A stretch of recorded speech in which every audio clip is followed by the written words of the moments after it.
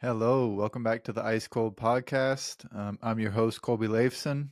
Looking forward to diving into this episode with you guys. I've got a few things I want to touch on. I want to touch on the SEC championship game last week between Georgia and Alabama. I want to talk about the college football playoff, my thoughts on the reaction, and also some early season thoughts on college basketball. I actually had a chance to go to the SEC championship this past week. Super cool experience. I think I had been to one when I was younger.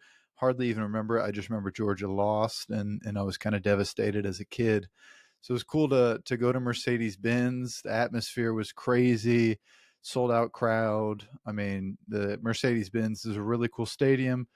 And just before kickoff, it kind of felt like a legendary run was coming to an end. I don't know why. I'm a Georgia fan. It just something about the game just didn't feel right. I had heard some stats about Nick Saban's success in SEC championship games. I think he was 7-1, 8-1 all time leading into them. And then later I found out that he's actually like 19-1 all time in Atlanta, something crazy like that, or maybe it was, no, I think it's 18-1, and he's won 17 straight in Atlanta, which is just absurd. And in so-called rematch games across his career, Nick Saban is 23-2. But game started, and Georgia came out strong, had a 3-and-out, go down, score a touchdown, have a nice solid drive. But throughout the course of the game, I mean, there were just 3 or 4 plays, maybe even 4 or 5 plays where Georgia let Alabama get some momentum, and Alabama capitalized on those moments. First off, Milroe, the Alabama QB, is special. I'm not a huge football guy, but I love watching dual threat QBs, and he had a nice run at the end, made several huge plays throughout the game. Georgia missed some opportunities. I mean, they missed a field goal after they had to move it back 5 yards because of a false start. Georgia fumbled a handoff inside their own red zone, led to an Alabama field goal. Just right there, 6 points. Um, and that's just off of 2 plays. But it was a historic run by Georgia, back-to-back national championships. Being from Georgia, it's been really cool to see the success that they've had. They've always been competitive, but Kirby Smart is leading a great program, building a culture, and hopefully they can keep this success up. Um, my main takeaway, though, is that Nick Saban is a special coach. I mean, I heard those stats before the game about him having some serious success in the SEC championship, and you just saw his players were ready to play, and yeah, and Georgia's schedule was just a little too easy, and it didn't prepare them enough for that kind of game of that magnitude. Now, switching gears to the college football playoff, was Alabama deserving of a playoff spot? I'm a big SEC fan. I'm not sure how you can not give that spot to Florida State, though. I mean, undefeated season, ACC champions. It wasn't pretty when they beat Louisville, but it is what it is. They got the job done. They won. That's all you can ask them to do is win all of their games. I think the whole committee is ridiculous, to be honest. I think there's 13 members of the committee. For that few of people, and just their opinions in a room, and whatever they use to come up with these rankings, and to switch them like that is crazy, in my opinion. Regardless of the whole injury to Jordan Travis, I think they earned it. Again, I think the system is crazy and it's flawed. They're making some strides. The NCAA is expanding the playoff next year, so hopefully we won't have anything this major happen where some hopes and dreams are crushed just because the committee feels a certain way. But there's some other rules in the NCAA that are just crazy to me. For example, there's teams across college sports that dominate Division II or have some sustained success in Division II, get some more resources, whatever it is, and they make the move up to Division I.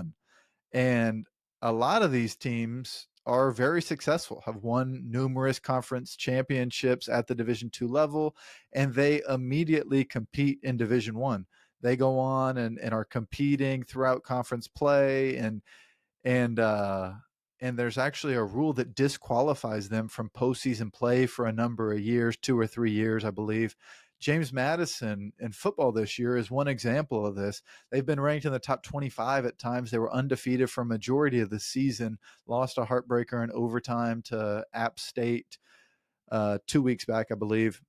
And they've been ranked inside the top 25 at times, and they're not even bowl eligible because of this NCAA rule. That's something that's got to be switched. There was a basketball team as well last year that would have gone dancing in the NCAA March Madness, which if you get in there, anything can happen, and they should have gotten in, but this rule prevented them. And so looking at the other three teams that made the playoff outside of Alabama, Washington, that QB Penix is special. He's come back from some crazy injuries, and he's electric. He's super fun to watch. It would be an incredible story if he leads them to a national championship in the final year of the Pac-12 even existing. Washington, they've looked really impressive from start to finish. They've dealt with some allegations throughout the year. Harbaugh has been suspended a couple of times, and their team has been under scrutiny for a majority of the season. And I think a lot of fans throughout the country would be upset if Michigan wins it. Yeah, I mean, we'll see what happens, but they're rolling, so I wouldn't be shocked if that happens. Now, Texas, they looked very good against Oklahoma State. Oklahoma State barely beat BYU the prior week, and BYU's had an up and down season, not a very successful season, to be honest. It's year one in the Big 12, so that's kind of expected. But I agree with Texas, Michigan, and Washington being in. I think it's a shame that it had to come down to Florida State and Alabama. If Florida State would have just lost to Louisville, it would have made the national media, it would have made everyone kind of just assume the four, and it would have been an easy choice. Alabama in, but Florida State got it done against Louisville. Again, not pretty. I believe it was 16-6 or something like that. I watched the first half, and then I flipped it to the NBA games that were on because it was tough to watch. Again, I agree with Texas, Michigan, Washington. It's just a shame. And I think TCU getting obliterated in the national championship, I think it was 65-7 last year. Georgia just took it to them. I think that hurt Florida State because they're kind of limping in. If they would have been in the playoff, they would have been limping into the playoff. And it hurts ratings, these blowouts, and that's where the money's at. And so I think that played into Florida State being left out. And Alabama, they look like the better team currently, and it wasn't a dominant performance against Georgia, but you beat the two-time reigning national champions, and yeah, it merits a spot. I understand it, but I feel for those Florida State players. You do all you can. You go undefeated. To get left out of that is brutal. And last thing I'll talk about is college basketball. It's been a crazy season already. Shout out to BYU. What a remarkable start for them. They've looked really good. A lot of different pieces of their team have stepped up, and they're making shots. I mean, that's what they've had success with historically when they've been really good. And their staff put together a tough non-conference to challenge them, and they're living up to the challenge. And they've handled every single test so far. And even with some injuries and foul trouble in different games, they've been making shots and defending, had a couple of come from behind victories, and they've had some big blowouts against respectable teams. Last week was really remarkable for college basketball. Some of the teams that lost last week inside the top 25 include Purdue, UConn, Marquette, Miami, Kentucky, Tennessee, Texas A&M, Duke, Alabama, Villanova. I'm sure I'm missing two or three others, but this is what makes college basketball so special, is that these dominant teams, they're supposed to be potential one seeds in the tournament, they can lose these games. I mean, Purdue just lost again to Northwestern like they did last year, showing they're not invincible. Kentucky, another team that's supposed to be a favorite, drops a game. Duke at Georgia Tech. First-year head coach Damon Stoudemire at Georgia Tech gets a massive victory for Georgia Tech, and they beat Mississippi State as well, which is impressive. And Villanova just keeps losing these games that they're supposed to win. They keep winning games that are supposed to be competitive. So who knows how good they will actually be. It's exciting this time of year when college basketball teams are still trying to figure it out, and it makes for entertainment, good entertainment watching it. As conference play starts here in the next month or so, I think we'll be able to distinguish which teams are built to last, which teams just got off to hot starts. And as coaches go on and study film and game prep and game plan for players, especially in conference, to that those games that will affect the conference seeding, and then the performance in those tournaments will really um, that's what's going to determine their seeding in the NCAA tournament and how successful of a season they have. A lot of these teams have high hopes to be a Sweet 16, Elite Eight, Final Four type team, and so it'll be interesting to see what happens there. It's been a wild couple of weeks in sports, and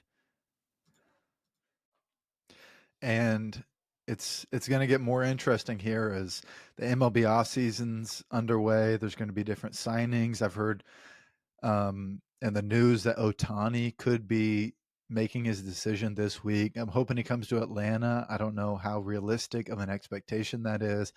My gut tells me he stays in California, probably ends up with the Dodgers, just because I feel like the Dodgers have been getting those kind of signings recently.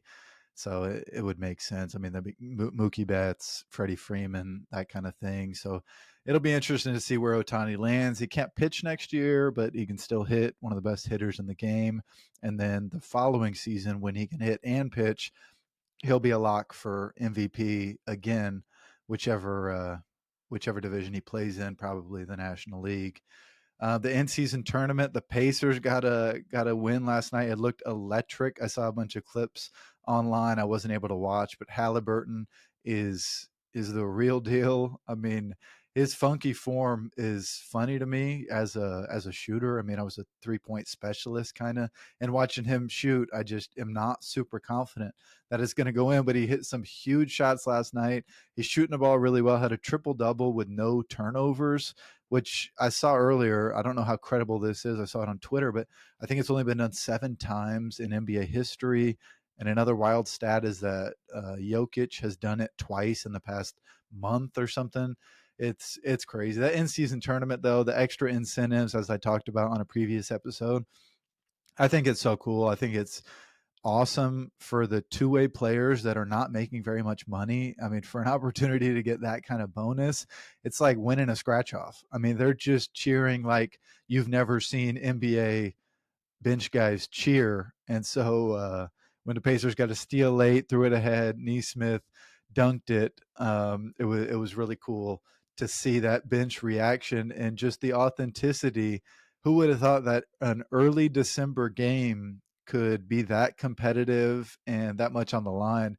And the Celtics took a loss, and they looked kind of defeated, which is cool to see that they poured their heart and soul into that. And yeah, it's a shame that the Celtics won't be in Vegas for the Final Four, but it'll be fun seeing a young Pacers core compete in the next round. I think NBA in-season tournament has been a hit, and even though a lot of people haven't understood it early on, it's easy to understand now. Once you get to the quarterfinals, I mean, win in advance, it's win or go home, and so it's cool to see the competitive side of all these players. And I've seen quotes from JJ Redick, Richard Jefferson, talking about how to be in the NBA, you got to be ultra competitive. I mean, there's just crazy competitive guys across the league, and so if you give them another reason to be competitive, then that's all it takes. I mean, so this in-season tournament has been cool. I know the idea caught a lot of negative feedback early on. It was confusing.